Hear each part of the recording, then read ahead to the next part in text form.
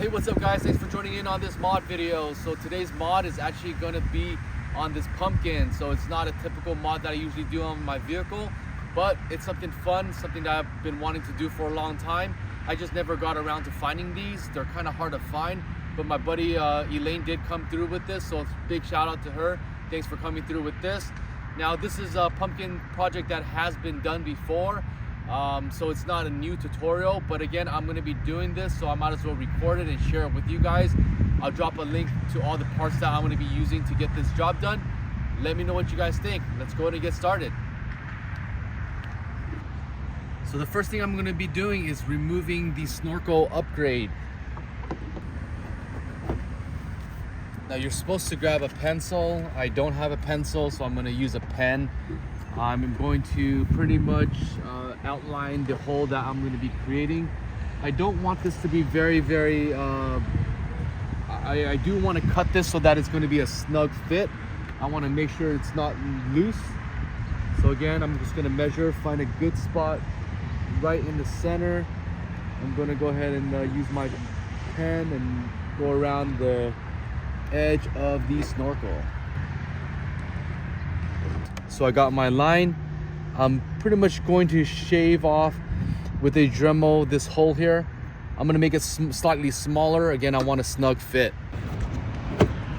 All right guys, I'm getting ready to start on the pumpkin. This is exactly what I'm gonna be using to get this project done.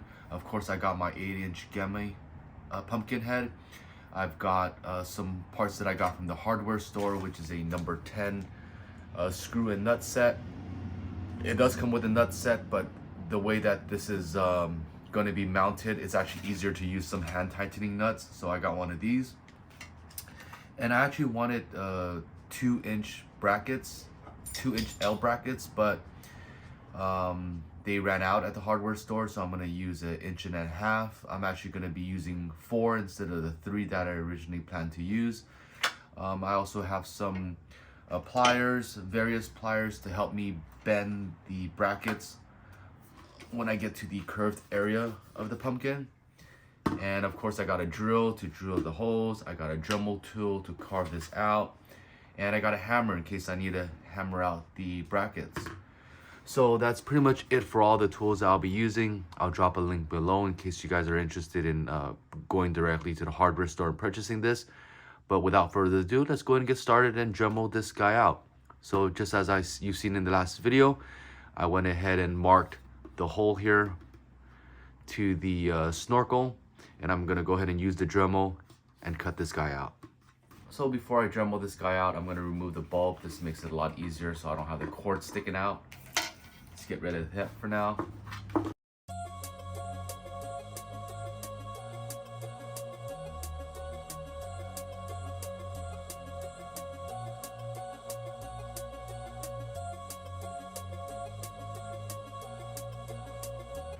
All right, now the hole's been cut out. Again, I cut within the lines. I didn't want to cut too close to the line. I want it to be a snug fit. I'll go ahead and shave this after to fit it on a little bit better. But this was pretty easy. I know there's different ways to do this, but the Dremel seems really easy for me to do. And I'm gonna go ahead and bring this out to the car. Let's go ahead and pre-fit this, shave it off. Let's see if there needs to be any additional shaving in order to fit well. All right, so far it was a pretty snug fit. I'm just gonna go ahead and clean up all these edges. I changed the tip of the head. All right, now that I've gotten the pumpkin head cut out, it's nice and smooth. I went ahead and sanded it down. There's no more debris. I'm gonna go ahead and make these brackets so that I can put around the worm clamp. A couple of things I'm gonna keep in mind here. I originally wanted to do 3 mounting points, but because these are only 1.5 inches, I think I'm gonna go ahead and do 4 of these. I'm gonna pick some points here to do the 4. I'm probably gonna skip the sides here because this looks like where it was sealed at. So I'm gonna do 1, 2, 3, and 4. So those 4 points. And again, once I put these brackets in there, it actually curves out, so I need to bend these guys back straight. So first I'm gonna mark the holes of where I'm gonna be putting these, and then we'll go ahead and go.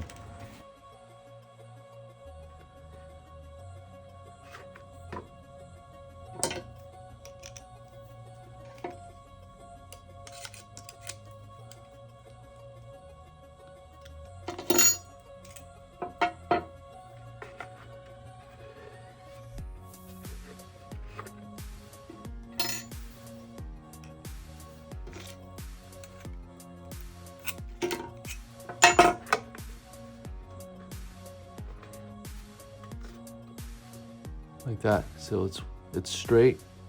I'm gonna go ahead and do all 4 sides similar to this. Because each bracket is different, each curve is a little bit different, I'm going to tackle one side at a time. So I went ahead and pre-marked the hole that I'm going to be drilling to. And then let's go ahead and drill.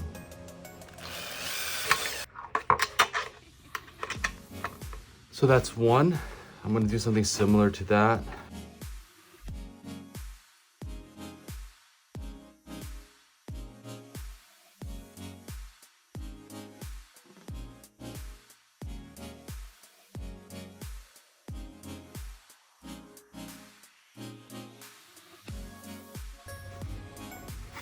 So as you can see, I curved the brackets so that it curves along the pumpkin wall.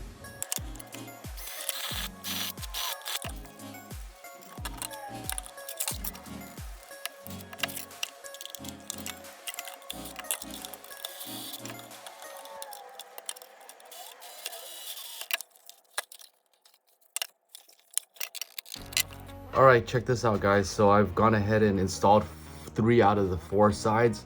I was going to install the last 4 sides, but I think this is going to be strong enough to hold the head in place.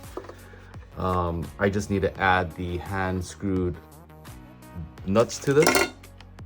But as you can see, it fits pretty well already. It looks pretty straight. I feel like it's going to be flushed. I may have to bend it back, but it's just going to be some minor configurations. So far so good. I'm going to go ahead and skip this original side that I wanted because the snorkel is actually going to sit right here on this side, and I didn't want that bracket to show. I think it's going to be good enough. So let's go ahead and add the hand tighten bolts. Okay, it's on. Let's go ahead and fit this back on the snorkel. Just want to make sure that the brackets are all straight. I went ahead and pulled this worm bracket from the original Safari snorkel head since I removed the snorkel upgrade. So let's go ahead and fit this guy in. I'm going to go ahead and put this ring in first. Go ahead and carefully slip this guy in.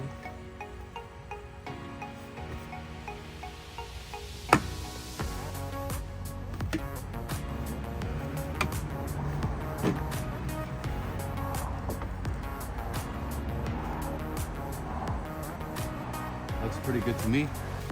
All right, guys, let me know what you guys think. I think it looks pretty badass. I've always wanted this. Again, thanks for Elaine for coming through with this. It is on, it's really tight. The brackets fit really nicely. Just because I'm gonna tighten it a little bit more just to make sure it's tight.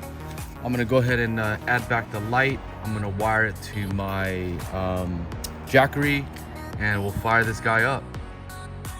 So last minute changes as I'm getting ready to run the wire through the door. I don't like this wire right here, so I'm gonna end up unloosening this, running the wire up here, and then hiding it there so that the run line will just be real short right there. So let's go ahead and fix this real quick. Look at that, much cleaner. Love running clean lines. So I went ahead and tucked it through, went ahead and ran it here, and I'm gonna go ahead and fish it through the door. But so far, much cleaner. All right, here's the final finish. It's during the day, but it's lit up. I'm gonna show you guys how I wired him. Again, I didn't really think about how I was gonna wire it, but I'm just gonna temporarily do this since Halloween is only seasonal. I just went ahead and ran the wire through here. I just temporarily put some adhesive backing some of these wire clip holders.